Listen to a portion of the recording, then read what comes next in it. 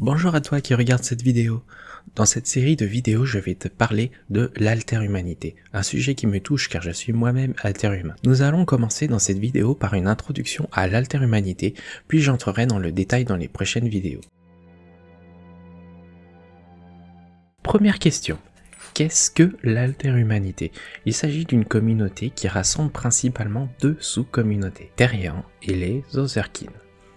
Je vais détailler ces deux sous-communautés plus tard dans la vidéo, mais passons au plus important, la définition. Ce qu'il faut retenir, c'est ceci. Un alterhumain, qu'il soit terrien ou ozerkine, est un individu biologiquement humain qui possède le sentiment profond et de manière constante et de façon psychologique ou spirituelle à un ou plusieurs animaux non humains ou une créature. Il s'agit d'un état d'esprit dans lequel l'individu, bien que conscient qu'il soit humain, se sent autre chose. Animal, entité, créature, etc. en plus de son humanité et de son environnement humain. Bien qu'on verra plus tard qu'il y a quelques subtilités à cela. Mais pour l'instant, concentrez-vous là-dessus. Si ce n'est pas très clair, ne vous en faites pas, on va y revenir dans le détail. Tout d'abord, on va revenir sur l'aspect psychologique ou spirituel. Il s'agit, en règle générale, car il y a toujours des exceptions, deux types de nature chez les alterhumains. Parlons d'abord de la nature spirituelle. Historiquement, plus présente chez les Ozerkines que chez les Terriens, il est décrit par des croyances spirituelles ou ésotériques. Les alterhumains spirituels décrivent leur nature animale le plus souvent par l'âme d'un animal ou d'une créature dans un corps humain. Cela peut être de beaucoup de natures différentes. Réincarnation, voyages astraux, croyances en diverses religions, néopaganisme ou le fait de venir simplement d'une autre planète, d'une autre dimension ou d'un autre monde. Voire directement des mythologies à travers le monde, quelle que soit la croyance. Attention, la possession, les liens spirituels ou le totémisme n'est pas pris en compte, on reviendra dans une autre vidéo sur ces thèmes. Abordons ensuite l'autre grande nature, la psychologie. Chez ces alterhumains, la nature de leur animalité est due à une particularité psychologique. Cette nature est manifestement la plus difficile à expliquer car elle dépend du profil psychologique de chacun. Mais elle est peut-être liée par exemple à un trouble du spectre autistique, un traumatisme ou bien un trouble dissociatif de l'identité où un des alters du système serait un animal. Cependant, cela peut être plus simplement un ressenti profond. L'individu se ressent profondément animal ou créature, malgré son humanité apparente. On ne choisit pas son espèce et il est tout à fait possible de se ressentir plus chaque humain par exemple, ou se sentir à moitié chat, à moitié humain, ou en proportion variable. Dans certains cas, on peut même faire une analogie avec les identités de genre car les processus mentaux sont un peu les mêmes. On peut naître homme et se sentir femme et inversement, même si les deux communautés ne sont pas liées. Il faut préciser toutefois qu'une identité sérieuse se trouve après une longue réflexion, une introspection, des recherches, des ressentis, des rêves, des révélations ou un événement marquant. Je ne vais pas en parler tout de suite mais dans une prochaine vidéo. Maintenant que nous avons mis au clair les natures, penchons-nous sur la différence entre Terriens et Ozerkines.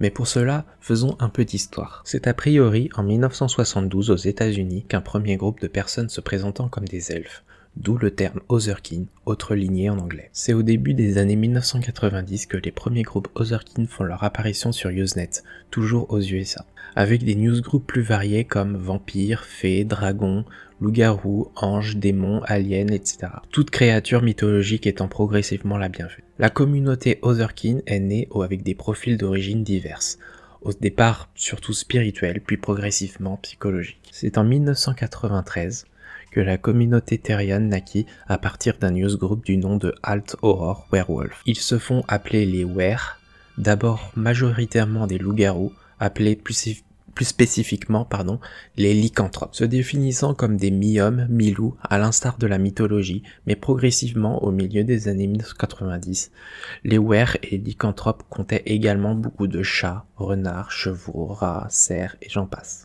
Il est alors convenu de changer le nom de cette nouvelle communauté en Terrianthrope, du grec therio qui signifie animal sauvage ou bête, et anthropos qui signifie être humain. La définition admise aujourd'hui d'un Terrianthrope est une personne se ressentant être un ou des animaux non humains scientifiquement réels, existants ou ayant existé sur Terre, non anthropomorphisés. La personne est consciente autant de son animalité que de son humanité. Je tiens à faire l'emphase sur le fait qu'un Terrien ne choisit pas son identité, mais il la trouve. Je reviendrai plus tard sur cette subtilité. Une identité est généralement constante et présente de la naissance jusqu'à la mort. Il faut attendre approximativement entre le début et le milieu des années 2000 pour voir apparaître les premières communautés françaises. Il faut attendre approximativement entre le début et le milieu des années 2000 pour voir apparaître les premières communautés françaises grâce aux IRC et à l'émergence des premiers forums de discussion, puis plus tard avec les blogs et les premiers réseaux sociaux.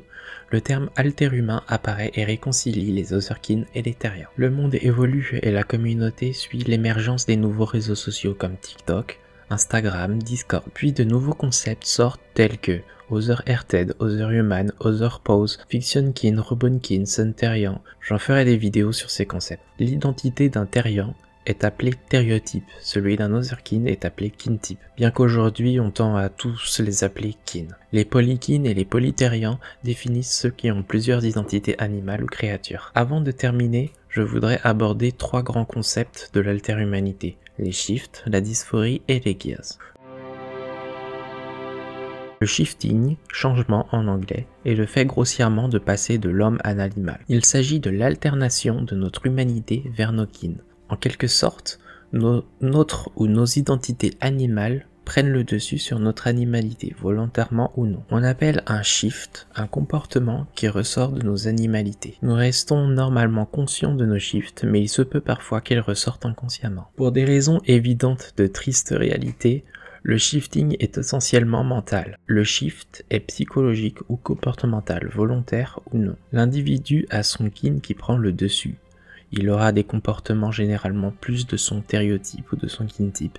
Il peut avoir par exemple envie de grogner, de marcher à 4 pattes, de manger, de jouer comme un animal ou pas. Les shifts sont d'intensité variable selon les personnes. Chez certaines personnes, cela pourrait être aussi intense que de se transformer en animal ou une créature mentalement, alors que chez d'autres, le shift sera discret, voire inexistant. Cela n'invalide pas forcément l'identité. Les shifts peuvent être aussi variables selon l'humeur ou la période de vie d'une personne.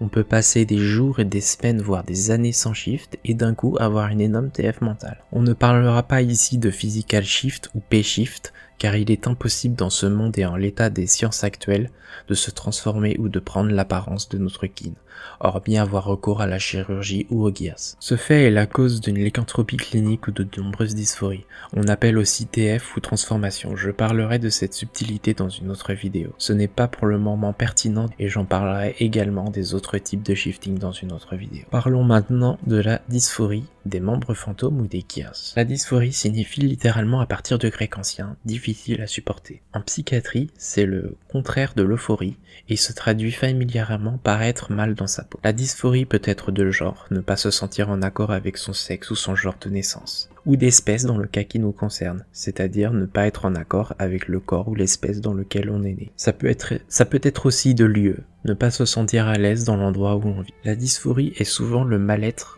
le plus commun chez les alterhumains, comme chez les personnes transgenres. Ce qui m'amène aux membres fantômes.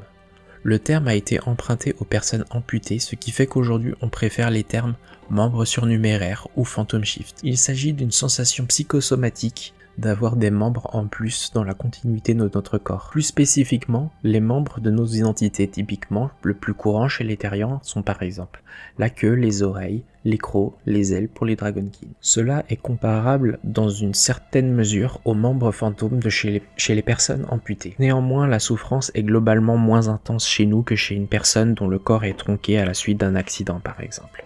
Une manière est souvent utilisée pour pallier aux 2 phénomènes précédents. Ce sont les gears. Littéralement accessoires, il s'agit d'accessoires tels que des fausses queues, fausses oreilles, bijoux, fursuites, puppyhood, ce qui permet de pallier au moins partiellement à un membre fantôme ou à une dysphorie. Cela n'est pas une obligation, et porter des gears n'est pas propre à tous les alterhumains. D'autres communautés comme le Fandom Fury, les Otherpose ou les Otaku, ou tout simplement des gens par plaisir peuvent en porter. Les fursuites ou les masques peuvent aussi être utilisés par un alterhumain. Certaines personnes sont dites transespèces. Une personne transespèce est une personne qui ne se considère pas comme un être humain, mais plutôt comme un animal ou une autre créature étant dans un corps humain. La dysphorie est bien souvent telle que ces personnes font appel à la chirurgie esthétique voire biomécanique dans le but de ressembler bien plus physiquement à son identité. La personne s'ajoute volontairement des implants, ajouts, greffes, etc. dans le but de transformer son corps vers son kin. Le terme est parfois utilisé pour des personnes ne souhaitant plus être humaines. Je reviendrai dans une autre vidéo sur le quad Rubik, mais pour faire vite, il s'agit d'un sport semblable à la course à pied, ou au saut d'obstacle, mais à la place de se faire en bipédie sur 2 pieds, il se pratique en quadrupédie, donc à 4 pattes. Ce sport est à tort associé à l'haltérohumanité depuis son émergence chez les Therians, mais il s'agit d'un sport à part entière. Chez certains haltérohumains ressentent le besoin ou l'envie de le pratiquer, d'autres non. Premièrement, un haltérohumain n'est pas fou, il sait que son humanité existe, il sait qu'il est biologiquement et a priori cérébralement humain. Cependant, certains haltérohumains, en particulier ceux qui vivent des intenses dysphories, n'apprécient pas qu'on leur rappelle tout le temps qu'ils sont humains. Cependant, rares sont les haltérohumains qui sont dans le déni de leur espèce de naissance. Mais ça peut arriver, et tant que cela ne devient pas une lycanthropie clinique, ce n'est pas une folie. Car s'il y a dysphorie, c'est que l'individu sait qu'il est humain. Deuxièmement, l'haltérohumanité n'est pas une mode, un passage de l'adolescence, une fiction ou encore moins une trend TikTok. Toutefois, il est possible qu'une personne se croit haltérohumaine mais ne l'est finalement pas. Tout le monde peut se tromper après tout. Troisièmement, un haltérohumain ne choisit pas son identité. Une identité est quelque chose de profond, de ressenti, d'ancré en soi, de la naissance jusqu'à la mort. Navré si tu découvres que ton identité est bien plus proche d'un phacochère que d'un loup. C'est comme ça, on ne choisit pas, même si le loup est ton animal préféré. Quatrièmement, les shifts ne peuvent excuser de mauvais comportements. Les bad shifts, ça peut arriver. Mordre quelqu'un sous la colère, ce n'est pas ultra grave, mais cela ne justifie pas des actes plus graves répréhensibles par la loi. Cinquièmement, ce n'est pas un jeu, l'haltérohumanité c'est sérieux. C'est un réel ressenti, aussi réel que l'est l'identité de genre, bien que ce sont deux communautés bien distinctes. Voilà, cela fait beaucoup d'informations. Si vous n'avez pas tout suivi, aucun problème. Il ne s'agit que d'une introduction et je ferai des vidéos détaillées sur plusieurs de ces thèmes. Il y a aussi beaucoup de choses que je n'ai pas abordées ou vaguement et que je ferai dans d'autres vidéos de cette série. Sachez toutefois que le but est pour toi de mieux comprendre l'haltérohumanité de façon saine et bien expliquée. Pour finir, je vais faire une mise en situation avec mon cobaye, Mathéo. Mathéo a 30 ans. Il travaille, mettons, dans un bureau de R&D. Il a une vie normale, va au travail comme tout le monde, parle plus ou moins à ses collègues. Il habite dans un appartement. Bref, rien d'extraordinaire. Cependant, Mathéo est haltérohumain.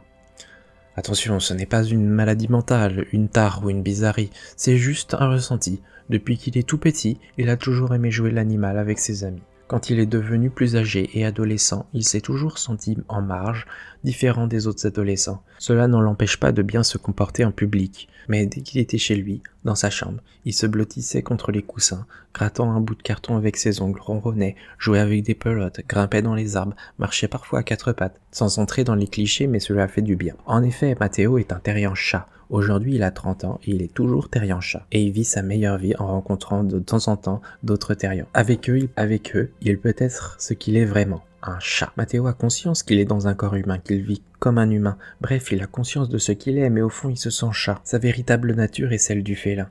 Il aurait sûrement été un très bon matou si on lui avait laissé le choix. Il aime miauler, gratter, ronronner quand il est seul et être lui-même, chose qu'il ne peut pas faire au travail. Jamais Mathéo ne va marcher à 4 pattes dans la rue, manger dans une gamelle ou faire ses besoins dans une litière. Et quand bien même, c'est son choix tant qu'il est seul ou socialement bien entouré, mais dans la rue ou au travail, il se comporte comme un humain. Voilà pour l'introduction à l'haltérohumanité. J'espère que cette vidéo t'aura plu. Si c'est le cas, n'hésite pas à partager, à liker, t'abonner. Merci d'avance. Et bonne journée à toi. Au revoir.